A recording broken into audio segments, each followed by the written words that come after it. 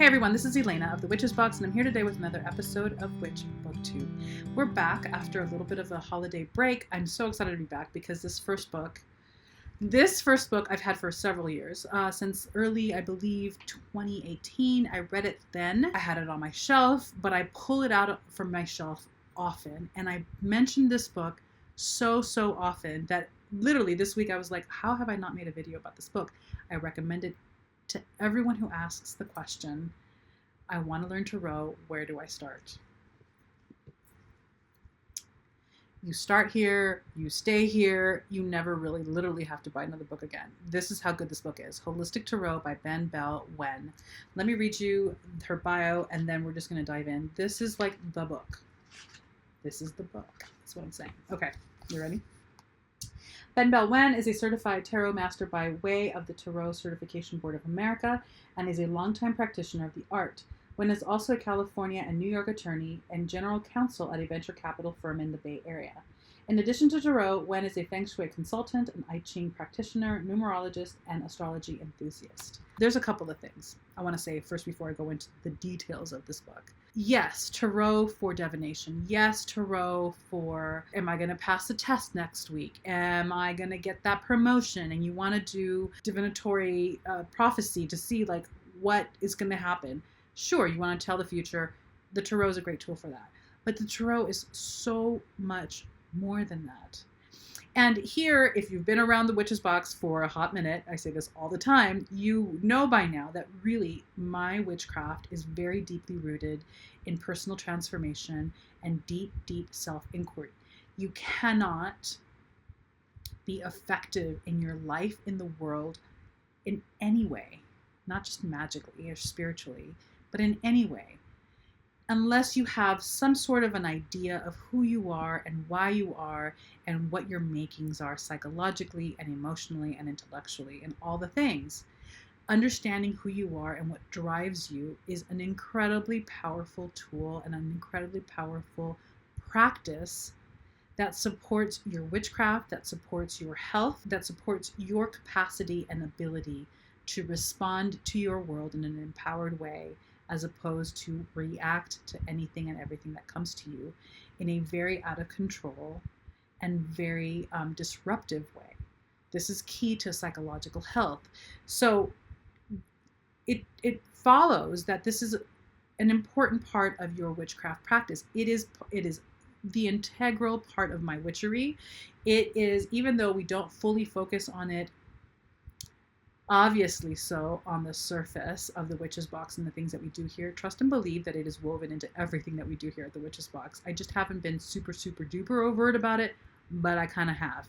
And so for me, when you hear me talk about and recommend books or paths or teachers or other things to do, know that it is deeply rooted in that belief and in that philosophy and in that thread. It is why when I saw this book and I picked it up, I was at a friend's house and she had it, I picked it up, I looked through it, I looked through the table of content and I was like, holy cow, yeah.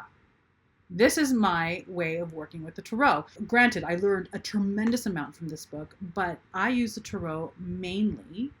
You see how I use it mostly because I post every Sunday the Inner Revealings Tarot blog post, which is I go to the tarot deck and usually my work with the tarot is about what is it that I need to see that I'm not seeing? What is it that's most blocking me in me right now that I need to work on and release in order to keep moving and to keep growing? Usually, most of the time, about 99.9% of the time that I do any sort of tarot pull or a spread or anything, it is about internal inquiry and trying to understand my blind spots so that I can continue to develop as a person and to grow as a person and to grow as a witch. That is the primary way that I use this tool. So the Inner Revealings Tarot blog posts that we put out on Sundays is really me doing a reading to see collectively, in our collective unconscious, what are the questions that our souls, that our collective souls want us to ask ourselves the most in order to facilitate our growth. It is all about personal transformation and growth here at the Witches Box in my life and most of the things that I'm going to share with you. So this book supports that. It works with the tarot in that way. The subtitle is An Integrative Approach to Using Tarot for Personal Growth. This is so in alignment with that. And it is exactly how I love working with the tool. And so from that lens, this book is probably the most, if not is the most comprehensive book on working with the tarot I have ever encountered. And I've read quite a few books in my life as a witch, and there are other books that are great, yes, but not like this. What Benebell did with this book is really staggering for me because there's so much information, so much research. It's amazing. It's amazing. So I want to read to you what the table of contents is so that you have an idea of what you're getting into with this book. Because obviously you need to have this book. If you want to work with the tarot, if this is the only book, I'm telling you right now, if this is the only book that you ever get on this topic to work with the tarot deck, you're going to be okay for the rest of your life. She covers a lot. There is a history lesson on the origins of the tarot.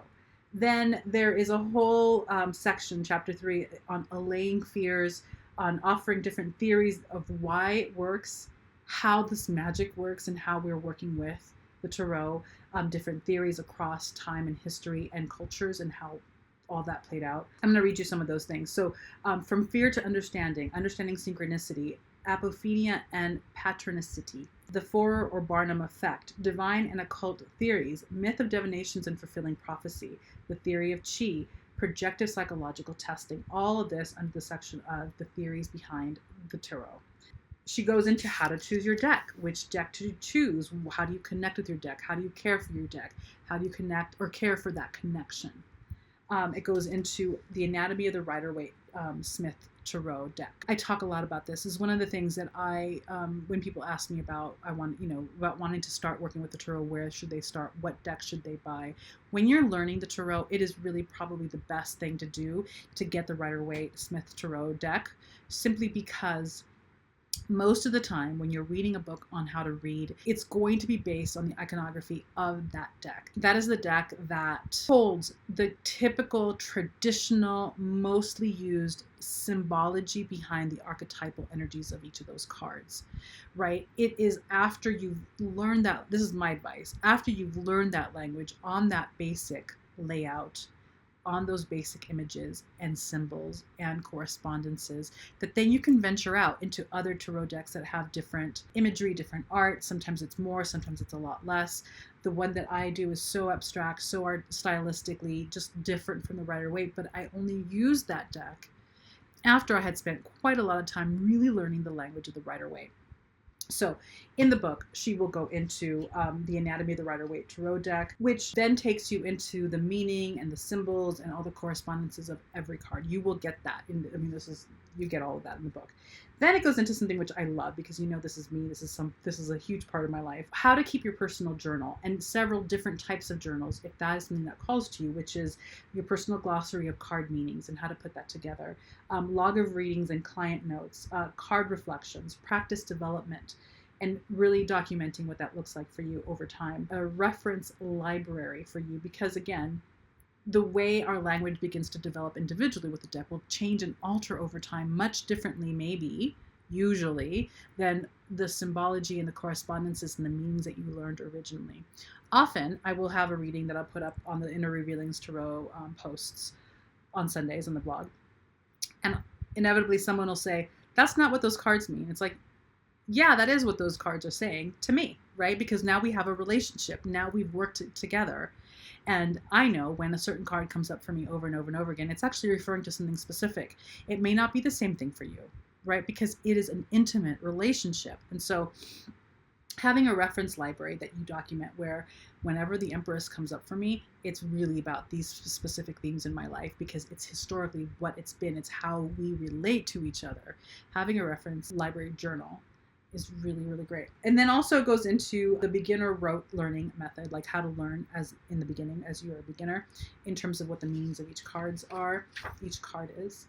You go into signifier cards. You go into the first operation. You go into interpreting court cards, literal interpretations, figurative interpretations, the court cards and the classical elements, the contextual character analysis of the court, right symbolism for the court cards. You go in deep. I'm telling you, this is great for beginners. This is great for advanced practitioners. All of it is here. It's amazing. On shuffling, cutting, and drawing, like the practical and then the theoretical is fantastic. Shuffling a tarot deck, cutting a tarot deck, drawing the cards. The fundamental of reading spreads, different spreads and their uses. There are 32 spreads in here that she talks about, defines, shares about, and teaches.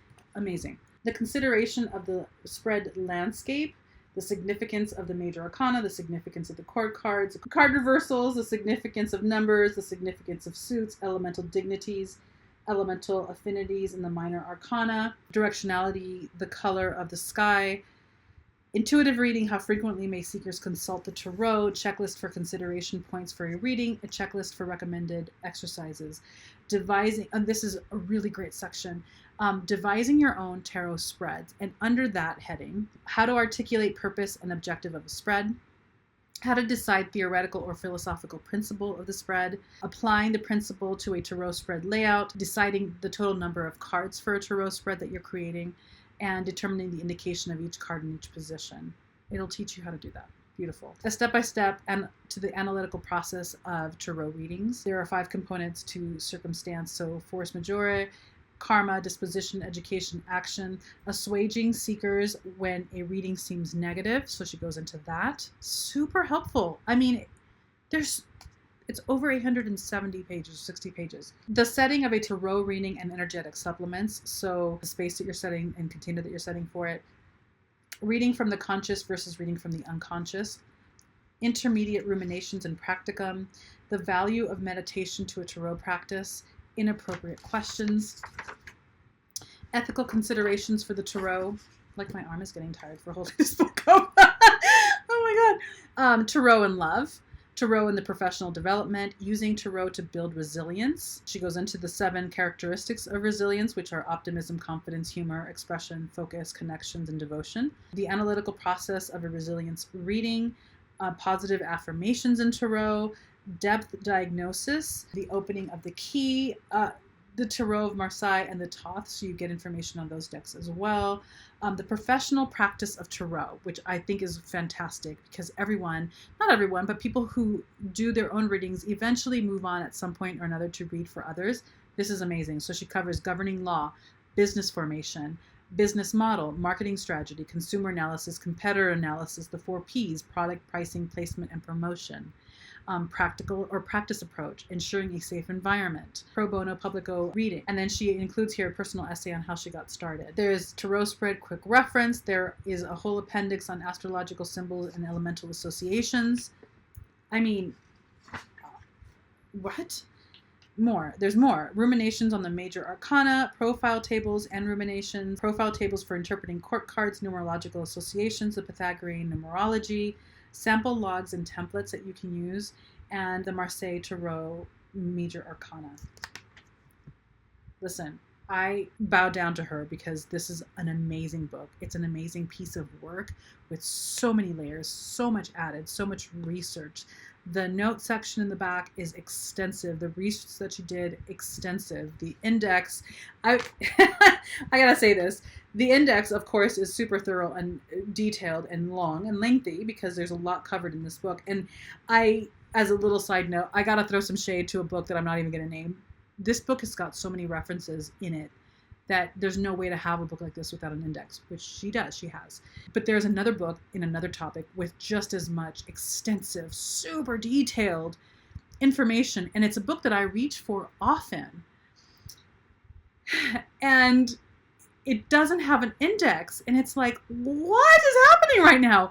It's so hard to navigate this book because when you're looking for something specific, a specific detail that isn't in the chapter with the thing and the thing and the thing, it's so hard to find. It's almost unfathomable to me that there's a book out there like that that doesn't have an index. So this has nothing to do with this particular book review, but listen, if you're a writer out there and you're putting together a book that's nonfiction and it's got a lot of detail and information and you're doing a beautiful job, a stunning job of bringing together a lot of research, for the love of all things, please put together an index.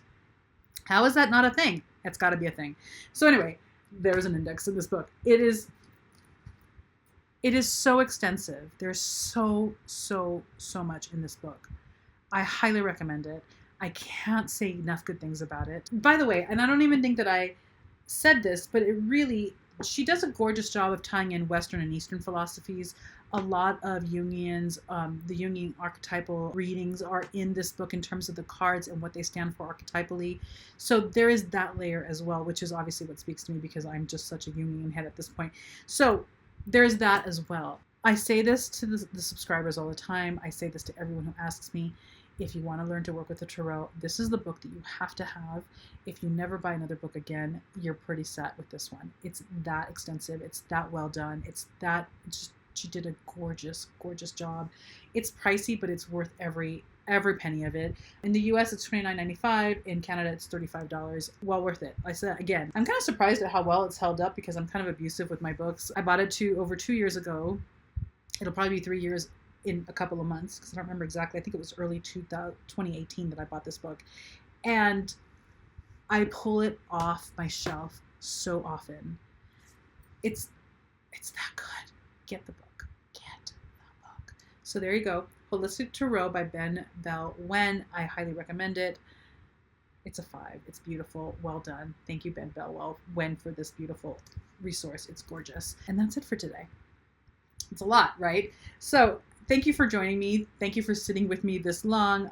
If you've read this book, if you have this book, if you work with this book, I'd love to hear your thoughts on it as well down below in the comment section. If you're going to get this book, again, I'd love to hear about that.